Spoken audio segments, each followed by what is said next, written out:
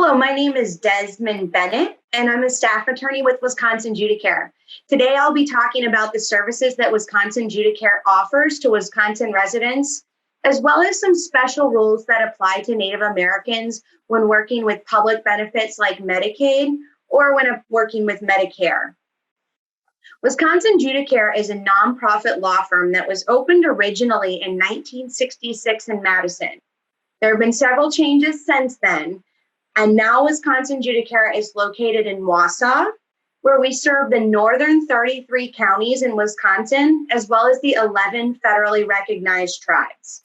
We have over 20 staff attorneys on board, as well as several other great legal assistants, paralegals, and intake staff. We work to serve low-income Wisconsin residents through a number of ways. In addition to doing outreach and education, our staff attorneys provide direct representation to eligible clients. We also have relationships with private attorneys throughout the state of Wisconsin, and these attorneys occasionally take referrals from Wisconsin Judicare. We practice in many areas, including bankruptcy, childcare, consumer protection, education, employment and unemployment benefits, family law, which includes injunctions, domestic violence, divorce, and custody matters, health, which can include a number of things, housing, tribal law, civil rights, landlord and tenant law, Medicare and Medicaid, public benefits, Social Security, tax law, veterans benefits, and wills and estates and other end-of-life documents.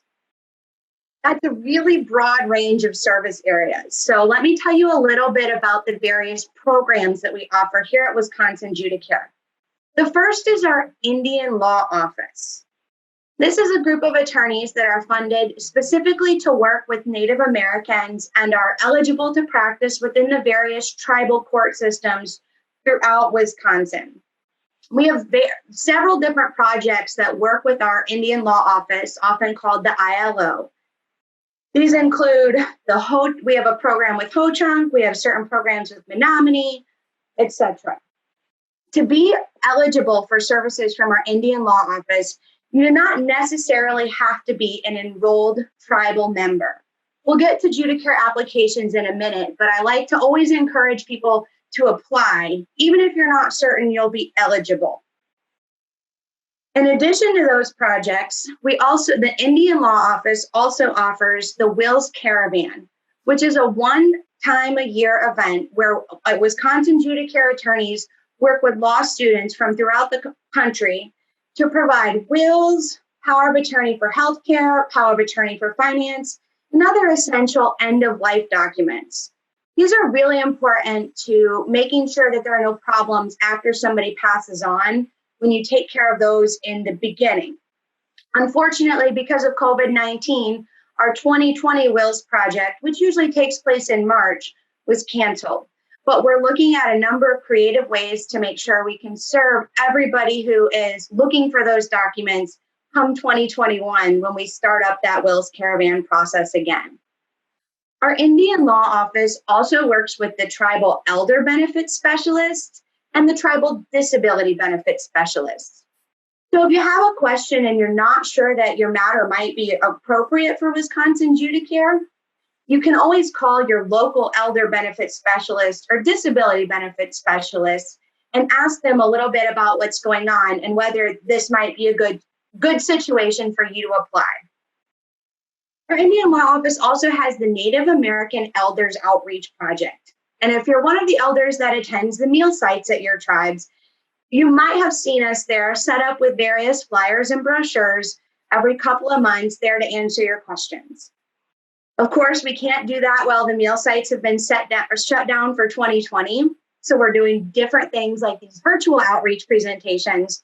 But we really look forward to when we can get back into the meal sites and see everybody face to face to answer those questions. That's just one of the various projects within Wisconsin Judicare. We have many other projects with various requirements for eligibility, whether you be low income or have a certain legal problem. And that's why we always tell people, just apply. The worst you can do is apply and find out that you're not eligible. But otherwise, we'd really like to see you apply to see if it's something we can help with through any number of projects or grants. Another project we have at Wisconsin Judicare that might be eligible to that might be applicable to those of you who are on Medicare is our Elder Rights Project. The Elder Rights Project is for any Wisconsin resident that's been a victim of abuse. There are no income or asset levels, so that's an example of one of our projects that's a little bit different from the others when it comes to financial eligibility. And the only requirement is that the elder be a victim of abuse. That abuse can be financial, physical, verbal, and it doesn't necessarily always have to be reported to the police. We just need someone who's been a victim of abuse and had legal fallout from that. So if that's a situation that you think you might have been in and you have legal problems resulting from that abuse, you should definitely submit a Wisconsin Judicare application. And that brings me to probably the most important part of what I'll say today, which is how do you apply for Wisconsin Judicare services? We try and make it as easy as possible, especially in 2020. So we encourage everyone to apply online. We've got an online application at our website, Judicare.org. And on our website, you can also find many other resources, links to places to find answers throughout Wisconsin, various informational brochures, etc., on topics you might be interested in. But at the top of that page, as soon as you go to Judicare.org, you'll see an Apply Now button. And that's where you would want to go to apply for services. If you don't have access to a computer or maybe your internet's not that great, you can also give us a phone call and we'll work on that application through the phone with you. A couple tips for submitting your application. First, you want to let us know as much as you can about your legal issue. This will help us know exactly what's happening and if it's the kind of case that we can help you with. It'll also help you get to the right attorney within Wisconsin Judicare. On that application, we ask clients to list their ethnicity. If that's something you're comfortable identifying and you're Native American, go ahead and check that box because it'll help us make sure that we have the funding and the right attorney to work on your case if you're eligible for those services. A couple other tips. If you're working with a benefits specialist or a resource specialist at your tribal office, or even an advocate somewhere, you can put that person's name on the application. And that will serve as a release so we can talk to that person as well as you about your case. Sometimes that can speed things up a little bit while we're trying to investigate and determine what's going on. Finally, if you have paperwork related to your legal issue, it's always helpful to submit that paperwork with your Judicare application. A lot of times, especially when it involves public benefits like food share or Medicaid, it's really helpful for our staff attorneys to see these documents to understand exactly what's going on with your legal issue, and more importantly, what deadlines we're working with. So just to recap, you can apply for Wisconsin Judicare services online at Judicare.org. That's JUDICARE.org. When you apply, you're going to want to have your paperwork, the names of anyone that's helping you, and as many details as possible about what happened with your legal issue and when it happened, so we can make sure and get you to the right place if you're eligible for those services. Finally, once you submit an application, you'll either get a phone call from one of our staff members setting up a call with an attorney to discuss your issue on a consultation basis, or you might get a letter saying that you're not eligible for services.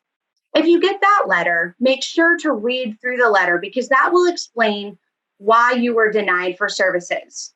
That letter will also explain your options to appeal that denial.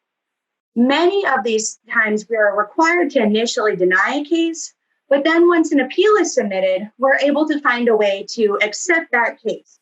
So we always really encourage people to read the letter if you're denied for Judicare services, to understand why, and to consider whether an appeal might be ready for you or might be great for you. If you're working with an advocate or a benefits specialist, they can help you with this process. And sometimes they can even sit there while you call Wisconsin Judicare to discuss that appeal. I look forward to any applications you may submit, and even better, seeing smiling faces once we can all return to the meal sites to commune together. Next, I'm going to move on to a brief presentation about special rules for Native Americans when it comes to public benefits and, importantly, Medicare. I'm going to share my screen with you so you can see a PowerPoint presentation. Special rules for tribal members. I like to educate tribal members on some of these special rules because, well, a lot of times these are already in practice and they're used to determine your eligibility for these benefits. Sometimes things slip through the cracks. So the more you know about how things should be for your situation, the better you can advocate for yourself. Public benefits for Native Americans include all benefits that any U.S. citizen and Wisconsin resident would also be entitled to.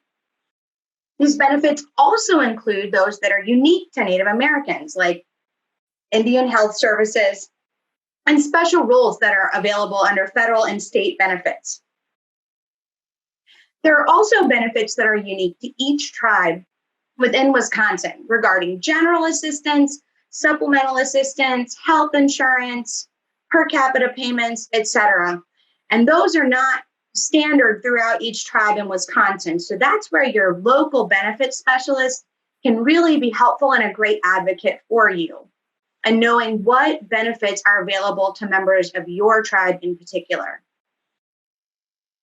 Often when you go to IHS or Indian Healthcare Services, which is usually your local clinic, that clinic is required to exhaust other resources before paying for the cost of your care.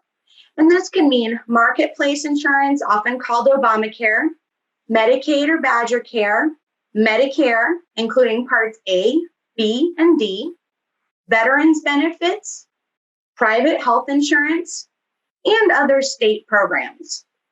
It's important to know that the local clinic cannot require you to enroll in one of these programs if it will cost you money.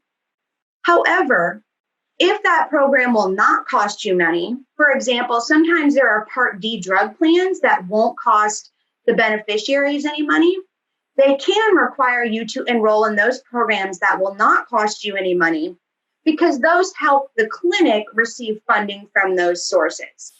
So even though it seems kind of counterintuitive, sometimes enrolling in, say, Medicare Part D can actually help your local clinic save money or get funding from other sources. Moving into Medicaid, and before I start, I'll note that these rules are different for various programs. The rules for overall Medicaid, as you'll see here in one of these bullet points, don't necessarily apply to Badger Care. They might not apply to long-term care programs like Iris or Family Care. So again, it's important to review any paperwork you receive when you apply for these benefits. And it's always great to work with a benefits specialist, resource specialist, or someone else who knows exactly what should and shouldn't be counted. When it comes to Medicaid in particular, Wisconsin exempts the first $500 per month in gaming per capita when determining eligibility for Medicaid programs. And this is not for all Medicaid programs, but it is for those Medicare savings programs, which someone else talked about in one of the other presentations. And those are the ones that help with the cost of Medicare. So when you're applying for these benefits, the Income Maintenance Consortia should be disregarding the first $500 per month you receive if you receive gaming per capita payments. Sometimes when those payments are offered on a yearly or twice yearly basis, they're prorated out monthly to determine non-eligibility. Now, when it comes to Medicaid, per capita payments from a tribe that come from natural resources usage rights, leases, or royalties are considered exempt income. So if your per capita payment is coming from a source that is not gaming, likely it should not be counted as income. But the important thing to look at there is the source of that per capita payment. Similarly, money from selling things that have cultural significance, such as beadwork, that should be considered exempt income as well. And here we've got a note for elder benefit specialists that sometimes you may need to document these sales, but that does not mean that they're going to count the income. It just means that you're documenting what's going on. Finally, if you have a Medicaid program, or if you're on a Medicaid program that requires you to pay a deductible or reach a deductible in terms of your Medicaid bills or your medical bills, payments that are made by an IHS clinic can be counted towards that Medicaid deductible. If you have a question about that, that would be another time to give a call to your local tribal elder benefit specialist and have them work through where those payments have been made to see if you've met that deductible. Moving on to Wisconsin SeniorCare, which is a prescription drug benefit that's also talked about in our presentations today. There are no special rules regarding tribal members in this program.